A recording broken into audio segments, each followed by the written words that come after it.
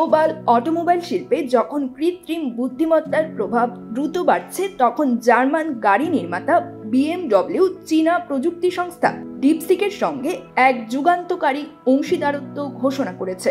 2025 সালের শেষ নাগাদ চীনে বাজারজাত করা BMW এর নতুন মডেলগুলোতে যুক্ত হবে ডিপসিকের তৈরি AI প্রযুক্তি, যা শুধু প্রযুক্তিগত নয়, ভূরাজনৈতিক দিক থেকেও গুরুত্বপূর্ণ এক পদক্ষেপ।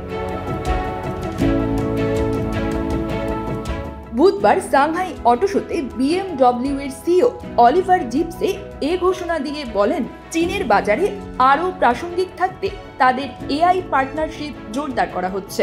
যদিও এখনো নির্দিষ্টভাবে জানা যায়নি AI প্রযুক্তি স্মার্ট ড্রাইভিং, চালক সহায়ক প্রযুক্তি নাকি সুরক্ষা ব্যবস্থায় ব্যবহৃত হবে, তবে ধারণা করা হচ্ছে এটি BMW এর ভবিষ্যৎ মডেলগুলোকে আরও স্মার্ট ও প্রতিযোগিতামূলক করে তুলবে।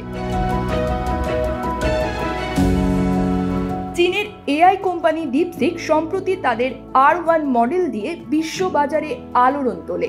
উন্নত চিপ সরবরাহে মার্কিন নিষেধাজ্ঞা থাকা সত্ত্বেও তারা প্রমাণ করেছে সৃষ্টিশীল সফটওয়্যার এবং ডেটা ট্রেনিং এর মাধ্যমে চীন এখনো AI রেসে শক্ত অবস্থানে রয়েছে।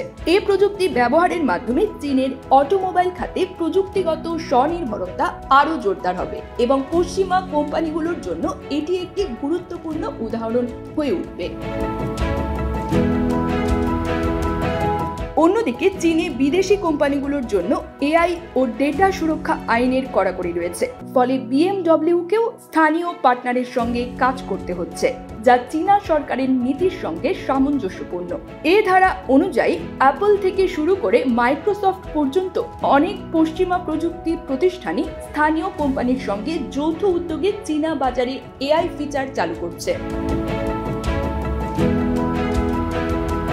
BMW ডিপসিক জোট শুধু একটি ব্যবসায়িক সিদ্ধান্ত নয়, এটি প্রযুক্তি ও ভূরাজনীতির নতুন যুগের প্রতীক। এটি প্রমাণ করে AI এখন আর শুধু উদ্ভাবনের বিষয় নয়, এটি হয়ে উঠছে বৈশ্বিক কৌশলগত অংশীদারত্বের গুরুত্বপূর্ণ অনুষঙ্গ।